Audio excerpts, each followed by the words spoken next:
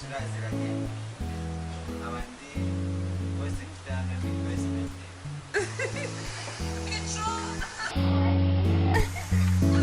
bari mu merere yo kumva bihebye bigunze bakaza nabo bagaharanira kubaho kuko n'ubundi bariho bose nifuza kubaho tebotoke ikintu imariye mu buzima. Kubaho tebotoke ni nk'urubuga umuntu yisanzuriraho. Nayigezemo ndisanzura kuko ibanga ni ikintu gikomeye mu buzima. Sinzi agaciro mu biha, buri wese hari uko abifata bitandukanye n'undi. Ariko nshaka kwitwa mu gihe nabaye icyamamare ni impano y'Imana Sandrine. Aba nishimiye kuba muri uyu muryango kubaho tebotoke. Nkwamazemo ibyumweru bitatu. Ntabwo ari ngombwa yuko wihererana ikintu kikugoye, kandi niba ari ibanga ari inshuti nyashuti ugomba kuyibwira uti ngewe bimeze gutya.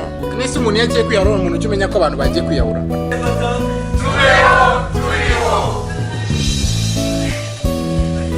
surprise y'umwaka umwe tumaze turiho nka kubaho tebotoke tubayeho turiho.